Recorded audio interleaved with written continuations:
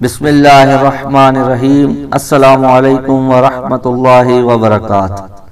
دوستو یاد رکھیے گا کہ یہ وہ ماہ مبارک ہے کہ جس کو رسول خدا نے اپنا مہینہ کہا ہے، اور جو خود آپ حساب کریں کہ جو ماہ مبارک رحمت العالمین کی طرف منسوب ہو وہ کتنا رحمت بھرا اور برکت والا ہو سکتا ہے۔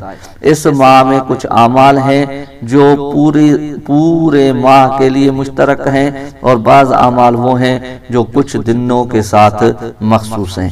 آج ہم آپ کو وہ مشترک اعمال بیان کر رہے ہیں، باقی چند وہ اعمال جو دنوں اور راتوں کے ساتھ مخصوص ہیں وہ وقتاً فوقتاً بیان کرتے رہیں گے۔ سب سے پہلے آپ سے فقط یہ التماس ہے کہ آپ ہمارے اس کار خیر میں ہمارا تعاون کریں اور دنیا و آخرت میں فلاح پائیں۔ عزیزو، آئیں اب مشترک اعمال کی طرف۔ اس پورے ماہ میں ہر روز 70 بار استغفار کرنا ہے، اور روایات میں یہاں تک آیا ہے کہ اگر کوئی شخص اس طرح سے استغفار کرے، یعنی استغفر اللہ الذی لا الہ الا هو الرحمن الرحیم الحی القیوم واتوب الیہ، کہ جو شخص 70 مرتبہ استغفار کرے ہر روز، جو شخص شعبان معظم میں ہر روز 70 مرتبہ یہ کہے، وہ باقی مہینوں کے 70,000 استغفار کے برابر ہے۔ روایت میں آیا ہے کہ ایک شخص نے رسول خدا صلی اللہ علیہ وآلہ وسلم سے شعبان میں روزہ رکھنے کے بارے میں، اس کے ثواب کے بارے میں سوال کیا کہ یا رسول اللہ بتائیں کہ شعبان معظم میں روزہ رکھنے کا کیا ثواب ہے؟ تو رسول خدا صلی اللہ علیہ وآلہ وسلم نے فرمایا کہ جو شخص بھی روزہ رکھے خدا کی قسم اس پر جنت واجب ہے۔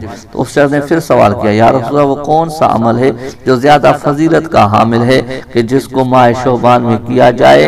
تو رسول خدا صلی اللہ علیہ وآلہ وسلم نے فرمایا کہ صدقہ دینا اور استغفار کرنا، یعنی دوسرا عمل اس ماہ کا صدقہ دینا۔ اب یہ ضروری نہیں ہے کہ آپ صدقہ جو دے رہے ہو وہ صدقہ کوئی معین مقدار کے مطابق ہونا ہی نہیں، ضروری نہیں ہے۔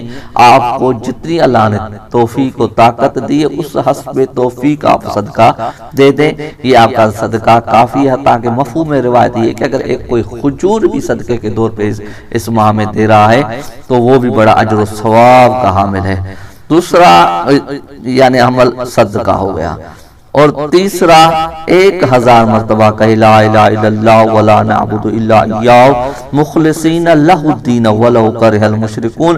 یہ 1000 مرتبہ کہنا ہے، لیکن پورے ماہ میں 1000 مرتبہ، یہ ہر روز کا عمل نہیں ہے، یعنی پورے ماہ میں ایک ہی مرتبہ 1000 مرتبہ پڑھ لے، یا تقسیم کر کے اور پورے شعبان میں 1000 مرتبہ یہ ذکر کرے۔ روایت میں ہے جو شخص یہ 1000 مرتبہ کہے خدا اس کے نامہ اعمال میں 1000 سال کی عبادت لکھتا ہے۔ اور چوتھا عمل جتنا ہو سکے اس ماہ معظم میں محمد و آل محمد علیہ السلام پر درود بھیجیں۔ اور پانچواں عمل اور بہت ہی مجرب ترین اور حل مشکلات کے لیے بہترین حل ہے، وہ کیا ہے؟ وہ اس ماہ کی ہر جمعرات کو 2 رکعت نماز پڑھے، اور ہر نماز پڑھنے کا طریقہ وہ یہ جو نماز صبح کی طرح نماز ادا کرے۔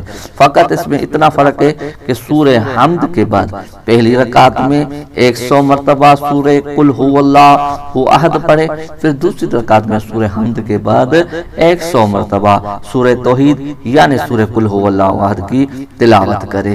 روایت میں آیا ہے کہ جو بھی شخص اس طرح سے نماز ادا کرے، جو بھی حاجت رکھتا ہو، چاہے وہ دنوی ہو یا اخروی ہو، مولائے کل خالق لم یزل اس کی حاجت کو پورا کرے گا۔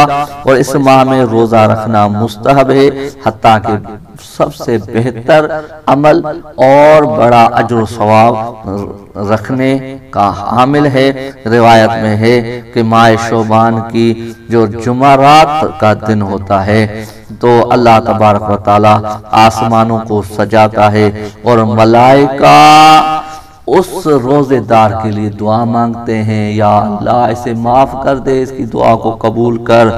اور دوسری روایت میں ہے کہ اس نے شعبان معظم کی پیر اور جمعرات کو، ان 2 دنوں میں اگر کوئی روزہ رکھے، خالق کل دنیا کی 10 حاجتیں اس کی جو بھی ہوں اور آخرت کی جو بھی 10 حاجتیں ہیں وہ اس کی پوری کرے گا۔ خالق لم یزل کے دربار میں یہی التجا ہے، اللہ ہمیں اس اعمال کرنے کی توفیق عطا فرمائے۔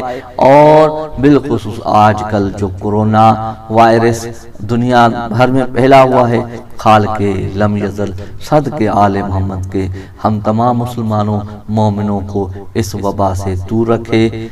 دعاؤں میں یاد رکھنا، خدا آپ کا حامی و مددگار رہے۔